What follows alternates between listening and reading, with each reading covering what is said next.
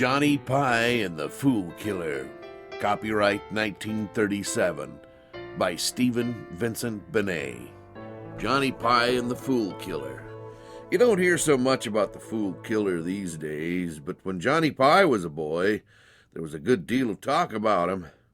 Some said he was one kind of person, and some said another. But most people agreed that he came around fairly regular, or it seemed so to Johnny Pie. But then Johnny Pie was an adopted child, which is, maybe, why he took it so hard. The miller and his wife had offered to raise him after his own folks died, and that was a good deed on their part. But as soon as he lost his baby teeth and started acting the way most boys act, they began to come down on him like thunder, which wasn't so good. They were good people, according to their lights, but their lights were terribly strict ones, and they believed that the harder you were on a youngster, the better and brighter he got. Well, that may work with some children, but it didn't work with Johnny Pie. He was sharp enough and willing enough, as sharp and willing as most boys in Martinsville, but somehow or other he never seemed to be able to do the right things or say the right words, at least when he was home. Treat a boy like a fool, and he'll act like a fool, I say, but there's some folks need convincing. The miller and his wife thought the way to smarten Johnny was to treat him like a fool, and finally he got so pretty much he believed it himself. And that was hard on him, for he had a boy's imagination, and maybe a little more than most.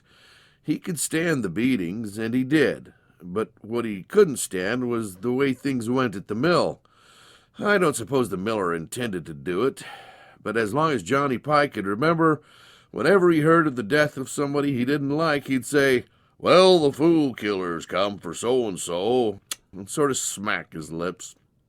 It was, as you might say, a family joke, but the miller was a big man with a big red face, and it made a strong impression on Johnny Pie. Till finally he got a picture of the Fool Killer himself. He was a big man, too, in a checkered shirt and corduroy trousers, and he went walking the ways of the world with a hickory club that had a lump of lead at the end of it.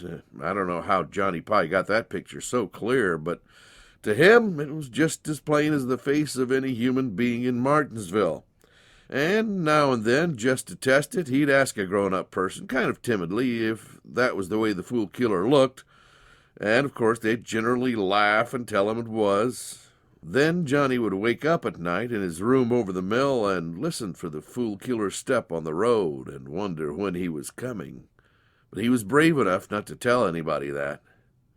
Finally, though, things got a little more than he could bear. He'd done some boy's tricks or other, let the stones grind a little fine, maybe, when the miller wanted the meal ground coarse, just carelessness, you know. But he'd gotten 2 whippings for it. One from the miller and one from his wife, and at the end of it, the miller had said, "Well, Johnny Pie, the Fool Killer ought to be along for you most any day now, for I never did see a boy that was such a fool." Johnny looked at the miller's wife to see if she believed it too, but she just shook her head and looked serious. So he went to bed that night, but he couldn't sleep, for every time a bough rustled or the mill wheel creaked, it seemed to him it must be the Fool Killer. And early next morning, before anybody was up, he packed such duds as he had in a bandana handkerchief and ran away. He didn't really expect to get away from the Fool Killer very long. As far as he knew, the Fool Killer got you wherever you went. But he thought he'd give him a run for his money, at least. And when he got on the road, it was a bright spring morning, and the first peace and quiet he'd had in some time. So his spirits rose, and he chunked a stone at a bullfrog as he went along, just to show he was Johnny Pie and still doing business. And he hadn't got more than 3 or 4 miles out of Martinsville when he heard a buggy coming up the road behind him. He knew the Fool Killer didn't need a buggy to catch you, so he wasn't afraid of it. But he stepped to the side of the road to let it pass, but it stopped instead, and a black-whiskered man with a stovepipe hat looked out of it. "Hello, bub," he said. "Is this the road for East Liberty?" "My name's Johnny Pie, and I'm 11 years old," said Johnny, polite but firm. "And you take the next left fork for East Liberty. They say it's a pretty town. I never been there myself." And he sighed a little because he thought he'd like to see the world before the Fool Killer caught up with him. said the man. "Stranger here too, eh? And what brings a smart boy like you on the road so early in the morning?" "Oh," said Johnny Pie, quite honestly, "I'm running away from the fool killer, for the miller says I'm a fool, and his wife says I'm a fool, and almost everybody in Martinsville says I'm a fool, except little Susie Marsh. And the miller says the fool killer's after me, so I thought I'd run away before he came." The black-whiskered man sat in his buggy and wheezed for a while.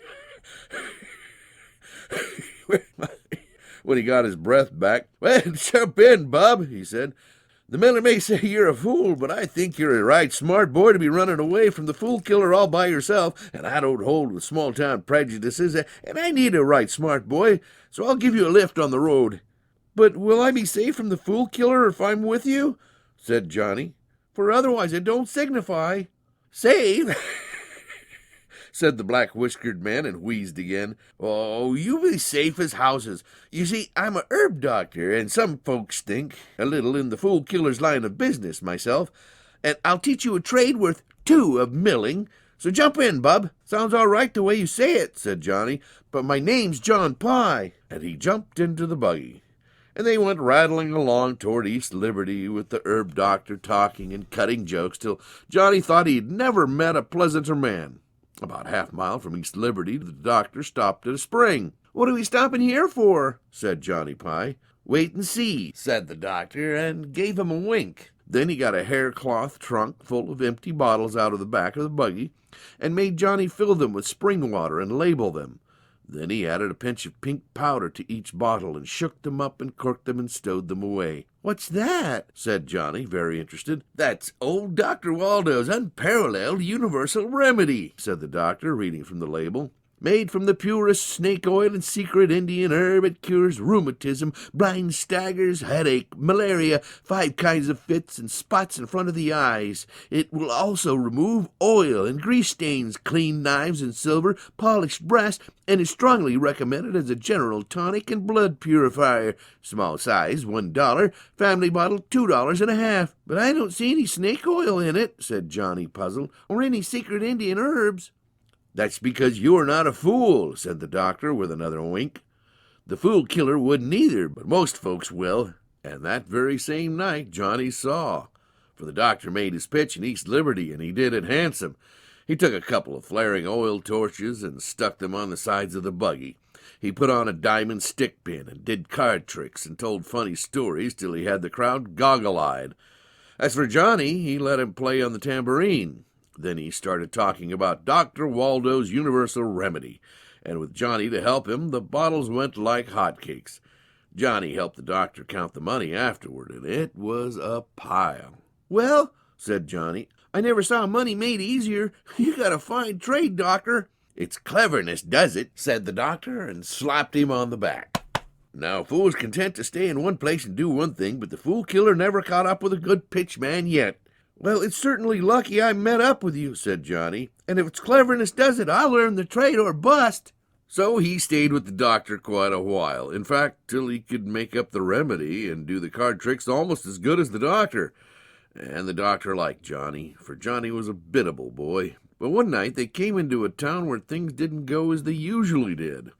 The crowd gathered as usual, and the doctor did his tricks, but all the time Johnny could see a sharp-faced little fellow going through the crowd and whispering to one man and another, till at last, right in the middle of the doctor's spiel, the sharp-faced fellow gave a shout of, "That's him, all right! I'd know them whiskers anywhere!" And with that, the crowd growled once and began to tear slats out of the nearest fence. Well, the next thing Johnny knew, he and the doctor were being ridden out of town on a rail, with the doctor's long coat-tails flying at every jounce. They didn't hurt Johnny particular, him only being a boy, but they warned them both never to show their faces in that town again, and then they heaved the doctor into a thistle patch and went their ways. Ow!" said the doctor. "Ouch!" as Johnny was helping him out of the thistle patch. "Go easy with those thistles, and why didn't you give me the office, you blamed little fool?" "Office?" said Johnny. "What office?" "When that sharp-nosed man started snooping around," said the doctor. "I thought that infernal Main Street looked familiar. I was through there 2 years ago selling solid gold watches for $1 apiece." "But the works to a solid gold watch would be worth more than that,"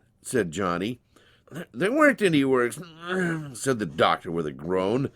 But there was a nice lively beetle inside each case, and it made the prettiest tick you ever heard. Well, that certainly was a clever idea, said Johnny. I'd never have thought of that. Clever, said the doctor. Ouch! It was ruination. But who'd have thought the fools would bear a grudge for 2 years? And now we've lost the horse and buggy, too. Not to speak of the bottles and the money. Well, there's lots more tricks to be played, and we'll start again. But though he liked the doctor, Johnny began to feel dubious, for it occurred to him that if all the doctor's cleverness got him was being ridden out of town on a rail, he couldn't be so far away from the fool killer as he thought. And sure enough, as he was going to sleep that night, he seemed to hear the fool killer's footsteps coming after him. Step, step, step. He pulled his jacket up over his ears, but he couldn't shut it out. So when the doctor had got in the way of starting business over again, he and Johnny parted company. The doctor didn't bear any grudge. He shook hands with Johnny and told him to remember that cleverness was power. And Johnny went on with his running away. He got to a town, and there was a store with a sign in the window, "Boy Wanted," so he went in. There, sure enough, was the merchant sitting at his desk, and a fine, important man he looked, in his black broadcloth suit. Johnny tried to tell him about the fool killer, but the merchant wasn't interested in that. He just looked Johnny over and saw that he looked biddable and strong for his age. "But remember, no fooling around, boy," said the merchant sternly, and he'd hired him. "No fooling around?" said Johnny with the light of hope in his eyes. "No," said the merchant meaningly. "We've no room for fools in this business, I can tell you. You work hard and you'll rise. But if you've got any foolish notions, just knock them on the head and forget them." Well, Johnny was glad enough to promise that, and he stayed with the merchant 1.5 years. He swept out the store, and he put the shutters up and took them down. He ran errands and wrapped up packages and learned to keep busy 12 hours a day. And being a biddable boy and an honest one, he rose, just like the merchant had said. The merchant raised his wages and let him begin to wait on customers and learn accounts. And then, one night, Johnny woke up in the middle of the night, and it seemed to him he heard, far away but getting nearer, the steps of the fool killer after him, tramping, tramping. He went to the merchant the next day and said, "Sir, I'm sorry to tell you this, but I'll have to be moving on." "Well, I'm sorry to hear that, Johnny," said the merchant, "for you've been a good boy, and if it's a question of salary—" "It isn't that," said Johnny, "but tell me one thing, sir, if you don't mind my asking. Supposing I did stay with you, where would I end?" The merchant smiled. "That's a hard question to answer," he said, "and I'm not much given to compliments, but I started myself as a boy, sweeping out the store, and you're a bright youngster with lots of go-ahead. I don't see why, if you stuck to it, you wouldn't make the same kind of success that I have." "And what's that?" said Johnny. The merchant began to look irritated, but he kept his smile. "Well," he said, "I'm not a boastful man, but I'll tell you this. 10 years ago, I was the richest man in town. 5 years ago, I was the richest man in the county. And 5 years from now, well, I aim to be the richest man in the state." His eyes kind of glittered as he said it, but Johnny was looking at his face. It was sallow-skinned and pouchy, with the jaw as hard as a rock, and it came upon Johnny that moment that, though he'd known the merchant 1.5 years, he'd never really seen him enjoy himself except when he was driving a bargain. "Sorry, sir," he said, "but if it's like that, I'll certainly have to go. Because, you see, I'm running away from the fool killer, and if I stayed here and got to be like you, he'd certainly catch up with me and know—" "Why, you impertinent young cub!" roared the merchant, with his face gone red all of a sudden. "Get your money from the cashier." Johnny was on the road again before you could say Jack Robinson, but this time he was used to it and walked off whistling. Well, after that, he hired out to quite a few different people, but I won't go into all his adventures.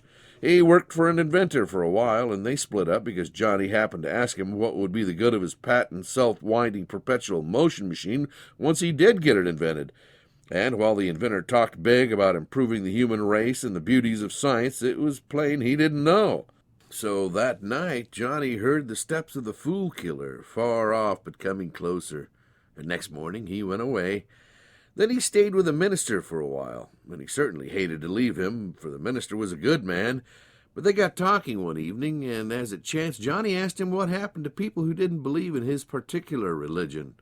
Well, the minister was broad-minded, but there's only one answer to that. and he admitted they might be good folks. He even admitted they mightn't exactly go to hell, but he couldn't let them into heaven. No, not the best and the wisest of them, for there were the specifications laid down by creed and church, and if you didn't fulfill them, you didn't. So Johnny had to leave him, and after that he went with an old drunken fiddler for a while. He wasn't a good man, I guess, but he could play till the tears ran down your cheeks, and when he was playing his best, it seemed to Johnny that the fool killer was far away. For in spite of his faults and his weaknesses, while he played, there was might in the man. But he died drunk in a ditch one night, with Johnny to hold his head, and while he left Johnny his fiddle, it didn't do Johnny much good, for while Johnny could play a tune, he couldn't play like the fiddler. It wasn't in his fingers. Then it chanced that Johnny took up with a company of soldiers. He was still too young to enlist, but they made a kind of pet out of him, and everything went swimmingly for a while, for the captain was the bravest man Johnny had ever seen, and he had an answer for everything, out of regulations and the articles of war. But then they went west to fight Indians, and the same old trouble cropped up again. For one night the captain said to him, "Johnny, we're going to fight the enemy tomorrow, but you'll stay in camp." "Oh, I don't want to do that," said Johnny. "I want to be in on the fighting." "It's an order," said the captain grimly. Then he gave Johnny certain instructions and a letter to take to his wife. "For the colonel's a copper-plated fool," he said, "and we're walking straight into an ambush." "Oh, why don't you tell him that?" "I have," said the captain, "but he's the colonel." "Colonel or no colonel," said Johnny, "if he's a fool, somebody ought to stop him." "You can't do that in an army," said the captain. "Orders are orders." But it turned out the captain was wrong about it, for the next day, before they could get moving, the Indians attacked and got badly licked. When it was all over, "Well, it was a good fight," said the captain professionally. "All the same, if they'd waited and laid an ambush, they'd have had our hair. But as it was, they didn't stand a chance." "But why didn't they lay an ambush?" said Johnny. "Well," said the captain, "I guess they had their orders too. And now, how would you like to be a soldier?" "Well, it's a nice outdoors life, but I'd like to think it over," said Johnny. For he knew the captain was brave, and he knew the Indians had been brave. He couldn't find two braver sets of people. But all the time, when he thought the whole thing over, he seemed to hear steps in the sky. So he soldiered to the end of the campaign, and then he left the army, though the captain told him he was making a mistake. But now, of course, he wasn't a boy any longer. He was getting to be a young man, with a young man's thoughts and feelings, and half the time, nowadays, he'd forget about the fool killer, except as a dream he'd had when he was a boy. He could even laugh at it now and then, and think what a fool he'd been to believe there was such a man. But all the same, the desire in him wasn't satisfied, and something kept driving him on. He'd have called it ambitiousness now, but it came to the same thing. And with every new trade he tried, sooner or later he would come to the dream of the big man in the checkered shirt and corduroy pants, walking the ways of the world with his hickory stick in one hand. It made him angry to have that dream now, but it had a particular power over him. Till finally, when he was turned 20 or so, he got scared. "Fool killer or no fool killer," he said to himself, "I've got to ravel this matter out. For there must be some one thing a man could tie to and be sure he wasn't a fool. I've tried cleverness and money and half a dozen other things, and they don't seem to be the answer. So now I'll try book learning and see what comes of that." So he read all the books he could find, and whenever he'd seemed to hear the steps of the fool killer coming for the authors, and that was frequent, he'd try and shut his ears. But some books said one thing was best and some another, and he couldn't rightly decide. "Well," he said to himself when he'd read and read till his head felt as stuffed with book learning as a sausage with meat, "it's interesting, but it isn't exactly contemporaneous, so I think I'll go to Washington and ask the wise men there. For it must take a lot of wisdom to run a country like the United States, and if there's people who can answer my question, it's there they ought to be found." So he packed his bag, and off to Washington he went. He was modest for a youngster, and he didn't intend to try and see the president right away. He thought probably a congressman was about his size. So he saw a congressman, and the congressman told him the thing to be was an upstanding young American and vote the Republican ticket, which sounded all right to Johnny Pye, but not exactly what he was after. Then he went to a senator, and the senator told him to be an upstanding young American and vote the Democratic ticket, which sounded all right too, but not what he was after either. And somehow, though both men had been impressive and affable, right in the middle of their speeches he seemed to hear steps, you know. But a man has to eat, whatever else he does. Johnny found he'd better buckle down and get himself a job. It happened to be with the first congressman he struck, for that one came from Martinsville, which is why Johnny went to him in the first place. And in a little while he forgot his search entirely, and the fool killer too, for the congressman's niece came east to visit him, and she was the Susie Marsh that Johnny had sat next in school. She'd been pretty then, but she was prettier now, and as soon as Johnny Pye saw her, his heart gave a jump and a thump. "And don't think we don't remember you in Martinsville, Johnny Pye," she said when her uncle had explained who his new clerk was. "Why, the whole town'll be excited when I write home. We've heard all about your killing Indians and inventing perpetual motion and traveling around the country with a famous doctor and making a fortune in dry goods and, oh, it's a wonderful story." "Well," said Johnny and coughed, "some of that's just a little bit exaggerated, but it's nice of you to be interested so they don't think I'm a fool anymore in Martinsville."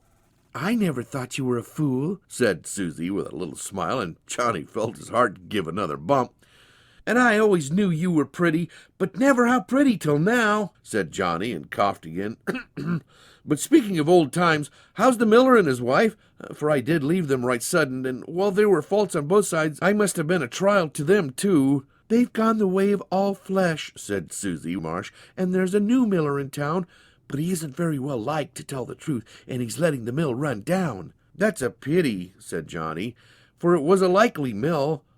Then he began to ask her more questions, and she began to remember things, too. Well, you know how time can go when two youngsters get talking like that. Johnny Pye never worked so hard in his life as he did that winter, and it wasn't the fool killer he thought about. It was Susie Marsh. First he thought she loved him, and then he was sure she didn't. And then he was betwixt and between, and all perplexed and confused. But finally it turned out all right, and he had her promise, and Johnny Pye knew he was the happiest man in the world. And that night he waked up in the night and heard the fool killer coming after him. Step, step, step. He didn't sleep much after that, and he came down to breakfast hollow-eyed. But his uncle-to-be didn't notice that. He was rubbing his hands and smiling. "Put on your best necktie, Johnny," he said very cheerfully, "for I've got an appointment with the president today, and just to show I approve of my niece's fiancé, I'm taking you along." "The president?" said Johnny, all dumbfounded. "Yes," said Congressman Marsh. "You see, there's a little bill. Well, we need not go into that. But slick down your back hair, Johnny. We'll make Martinsville proud of us this day."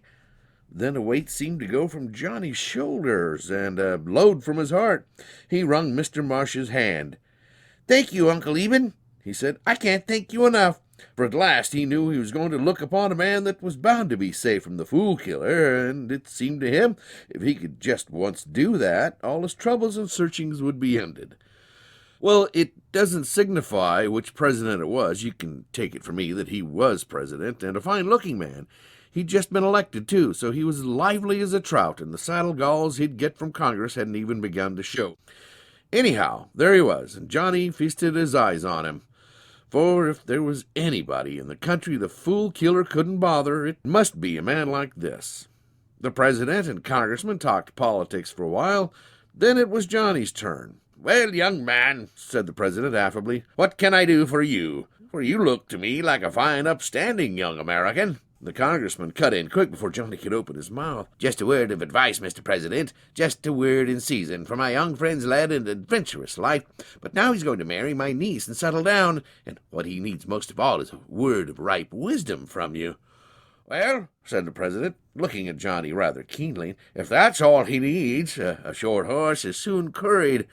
I wish most of my callers wanted as little." But all the same, he drew Johnny out, as such men can, and before Johnny knew it, he was telling his life story. "Well," said the president at the end, "you certainly have been a rolling stone, young man, but there's nothing wrong in that, and for one of your varied experience, there's one obvious career: politics." And he slapped his fist in his hand. "Well," said Johnny, scratching his head, Of course, since I've been in Washington, I've thought of that, but I don't know that I'm rightly fitted. You can write a speech, said Congressman March, quite thoughtful, for you've helped me with mine. You're a likable fellow, too, and you were born poor and worked up, and you've even got a war record. Why, hell, excuse me, Mr. President. He's worth 500 votes just as he stands. I'm more than honored by you two gentlemen, said Johnny, abashed and flattered. But supposing I did go into politics, where would I end up? The president looked sort of modest. The presidency of the United States, said he, is within the legitimate ambition of every American citizen, provided he can get elected, of course. Said Johnny, feeling dazzled. I never thought of that.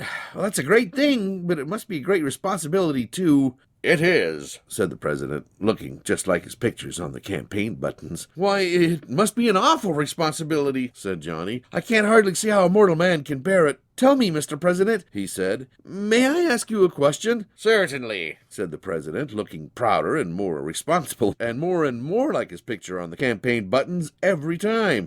Well, said Johnny, it sounds like a fool question, but it's this. This is a great big country of ours, Mr. President, and it's got the most amazing lot of different people in it. How can any president satisfy all those people at one time?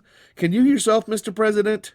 The president looked a bit taken aback for a minute, but then he gave Johnny Pye a statesman's glance. With the help of God, he said solemnly, and in accordance with the principles of our great party, I intend, but Johnny didn't even hear the end of the sentence, for even as the president was speaking, he heard a step outside in the corridor, and he knew, somehow, it wasn't the step of a secretary or a guard.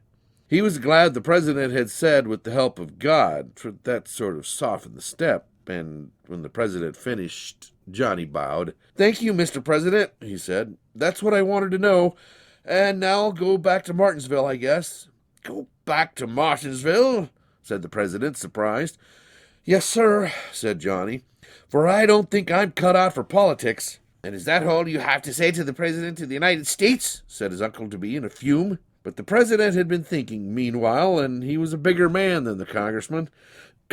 Wait a minute, Congressman, he said. This young man's honest, at least. I like his looks. Moreover, of all the people who've come to me the last 6 months, he's the only one who hasn't wanted something, except the White House cat, and I guess she wanted something too, because she meowed. You don't want to be president, young man, and confidentially, I don't blame you, but how would you like to be postmaster at Martinsville? Postmaster at Martinsville, said Johnny, but, it's only a 10th-class post office, said the president, but for once in my life I'll do something because I want to, and let Congress yell its head off. Come, is it yes or no? Johnny thought of all the places he'd been and all the trades he'd worked at. He thought, queerly enough, of the old drunk fiddler dead in the ditch, but he knew he couldn't be that. Mostly, though, he thought of Martinsville and Susie Marsh, and though he'd just heard the fool killer's step, he defied the fool killer. Why, it's yes, of course, Mr. President, he said, for then I can marry Susie. That's as good a reason as you'll find, said the president, and now I'll just write a note. Well, he was as good as his word, and Johnny and his Susie were married and went back to live in Martinsville. And as soon as Johnny learned the ways of postmastering, he found it was a good trade as most. There wasn't much mail in Martinsville, but in between whiles he ran the mill, and that was a good trade too. And all the time he knew at the back of his mind that he hadn't quite settled accounts with the fool killer. But he didn't much care about that, for he and Susie were happy. And after a while they had a child, and that was the most remarkable experience that had ever happened to any young couple, though the doctor said it was a perfectly normal baby. One evening, when his son was about a year old, Johnny Pye took the river road going home. It was a mite longer than the hill road, but it was the cool of the evening, and there's times when a man likes to walk by himself, fond as he may be of his wife and family. He was thinking of the way things had turned out for him, and they seemed to him pretty astonishing and singular, as they do to most folks when you think them over.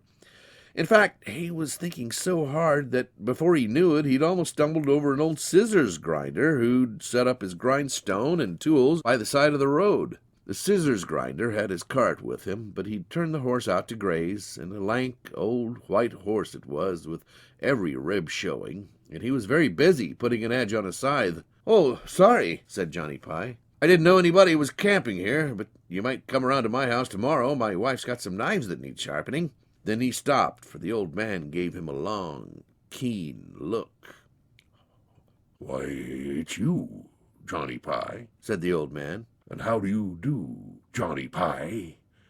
You've been a long time coming. In fact, now and then I thought I'd have to fetch you, but you're here at last." Johnny Pie was a grown man now, but he began to tremble. "But it isn't you," he said. "I mean, you're not him. Why, I've known how he looks all my life. He's a big man with a checked shirt, and he carries a hickory stick with a lump of lead in one end." "Oh, no," said the scissors grinder, quite quiet. "You may have thought of me that way, but that's not the way I am." And Johnny Pie heard the scythe go whet, whet, whet on the stone, and the old man ran some water on it and looked at the edge. Then he shook his head as if the edge didn't quite satisfy him. "Well, Johnny, are you ready?" he said after a while. "Ready?" said Johnny in a hoarse voice. "Of course I'm not ready." "That's what they all say," said the old man, nodding his head, and the scythe went whet, whet on the stone. Johnny wiped his brow and began to argue it out. "You see, if you found me earlier," he said, or later, I don't want to be unreasonable, but I've got a wife and child." "Most has wives, and many has children,"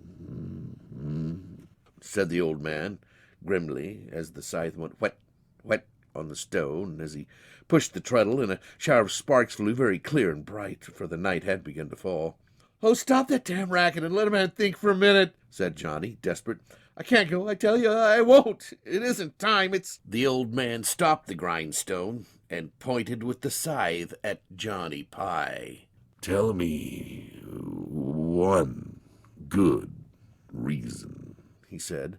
"There's men would be missed in the world, but are you one of them? A clever man might be missed, but are you a clever man?"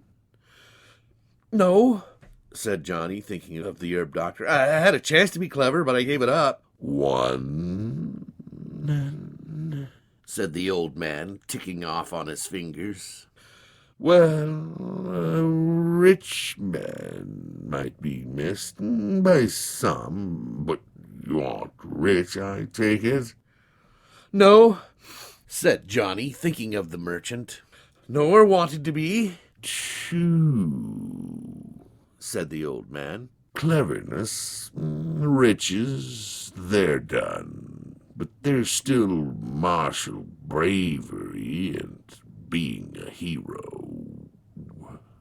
There might be an argument to make if you were one of those." Johnny Pie shuddered a little, remembering the way that battlefield had looked out west when the Indians were dead and the fight over. "No," he said, "I've fought, but I'm not a hero."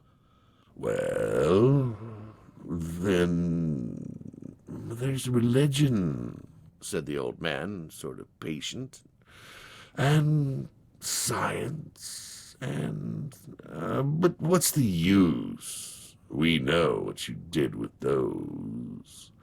I might feel a trifle of compunction if I had to deal with the President of the United States, but—" "Oh, you know well enough I ain't president," said Johnny, with a groan. "Oh, can't you get it over with and be done?" "You're not putting up a very good case," said the old man, shaking his head.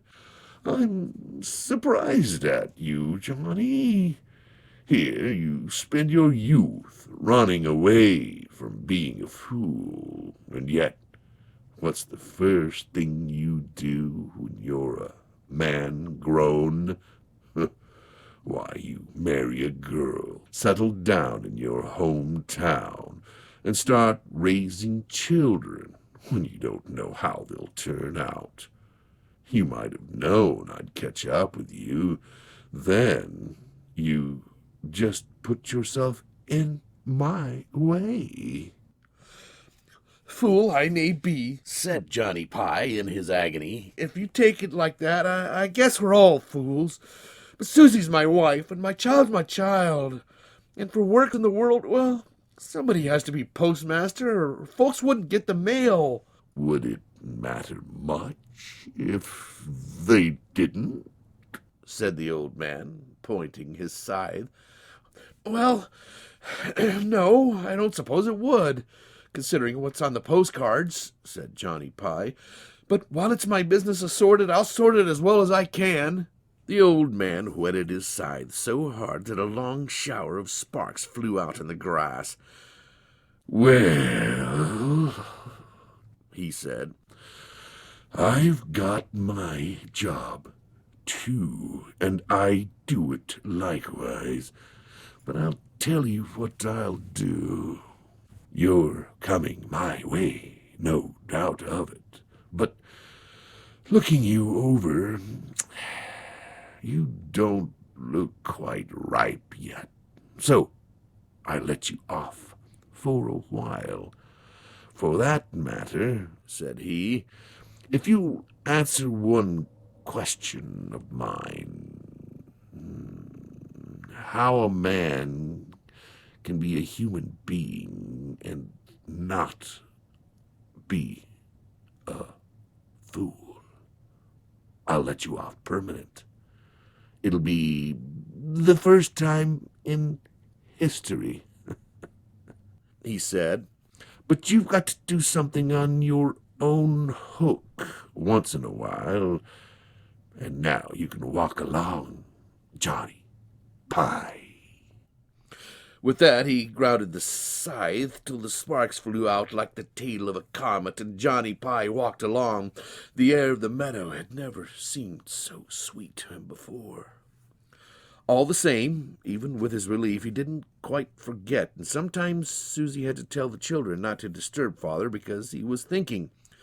But time went ahead, as it does, and pretty soon Johnny Pie found he was 40. He'd never expected to be 40 when he was young, and it kind of surprised him. But there it was, though he couldn't say he felt much different, except now and then when he stooped over. And he was a solid citizen of the town, well-liked and well-respected, with a growing family and a stake in the community. And when he thought those things over, they kind of surprised him, too. But pretty soon it was as if things had always been that way. It was after his eldest son had been drowned out fishing that Johnny Pie met the scissors grinder again. But this time he was bitter and distracted, and if he could have got to the old man, he'd have done him a mortal harm. But somehow or other, when he tried to come to grips with him, it was like reaching for air and mist. Johnny could see the sparks fly from the ground scythe, but he couldn't even touch the wheel. "You coward!" said Johnny Pie. "Stand up and fight like a man." But the old man just nodded his head, and the wheel kept grinding and grinding. "Why couldn't you have taken me?" said Johnny Pie, as if those words had never been said before. "What's the sense in all this? Why can't you take me now?" Then he tried to wrench the scythe from the old man's hand, but he couldn't touch it. Then he fell down and lay on the grass for a while. "Time passes," said the old man, nodding his head. "Time passes." "It will never cure the grief I have for my son," said Johnny Pie.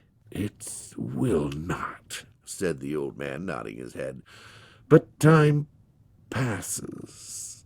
Would you leave your wife a widow and your other children fatherless for the sake of your grief?"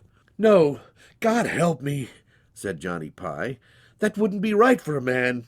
"Then go home to your house, Johnny Pie," said the old man, and Johnny Pie went, but there were lines in his face that hadn't been there before. And time passed like the flow of a river, and Johnny Pie's children married and had houses and children of their own, and Susie's hair grew white and her back grew bent, and when Johnny Pie and his children followed her to her grave, folks said she died in the fullness of years, But that was hard for Johnny Pie to believe. Only folks didn't talk as plain as they used to, and the sun didn't heat as much, and sometimes before dinner he'd go to sleep in his chair. And once, after Susie had died, the president of those days came through Martinsville, and Johnny Pie shook hands with him, and there was a piece in the paper about his shaking hands with two presidents 50 years apart. Johnny Pie cut out the clipping and kept it in his pocketbook. He liked this president all right, but as he told people, he wasn't a patch on the other one 50 years ago. Well, you couldn't expect it. You didn't have presidents these days, not to call them presidents. All the same, he took a lot of satisfaction in the clipping. He didn't get down to the river road much anymore. It wasn't too long a walk, of course, but he just didn't often feel like it. But one day he slipped away from the granddaughter that was taking care of him, and he went. It was kind of a steep road, really. He didn't remember it being so steep. "Well," said the scissors grinder, "and good afternoon to you, Johnny Pie."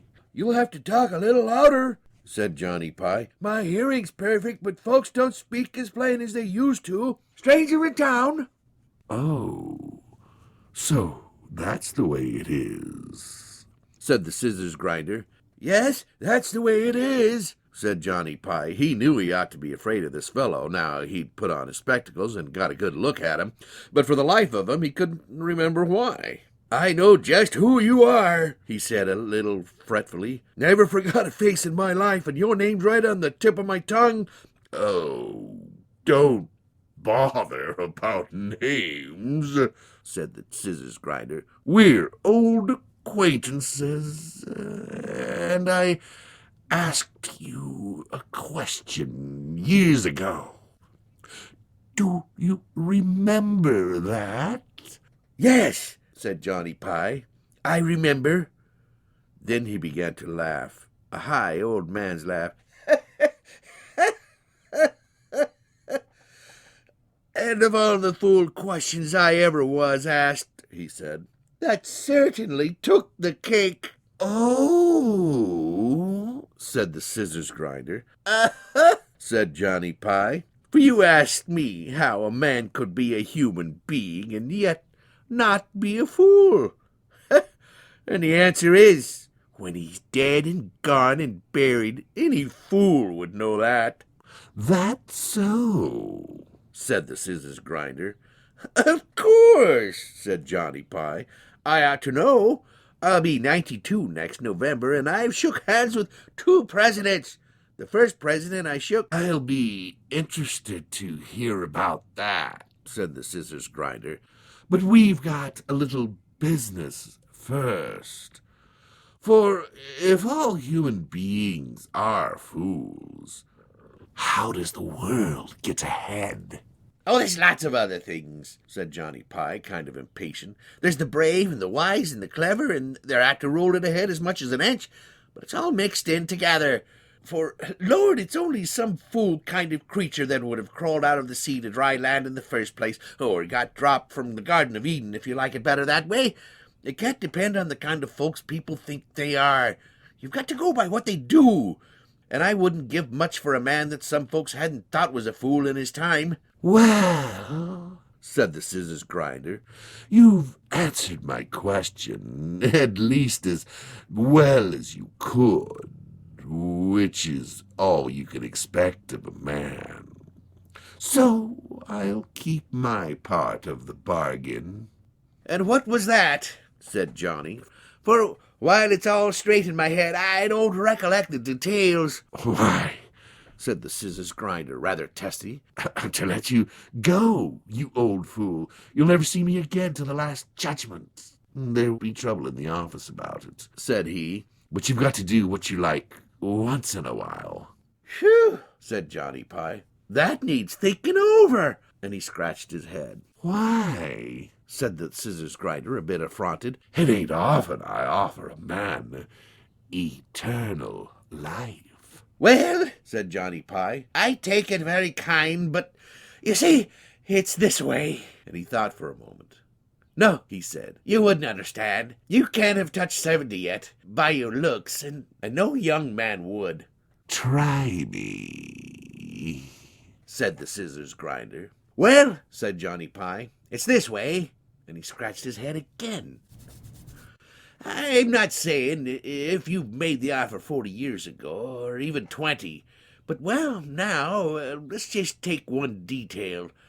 Let's say teeth. Well, of course, said the scissors grinder. Naturally, I mean, you could hardly expect me to do anything about that. I thought so, said Johnny Pie. Well, you see, these are good bought teeth, but I'm sort of tired of hearing them click. And spectacles, I suppose, the same?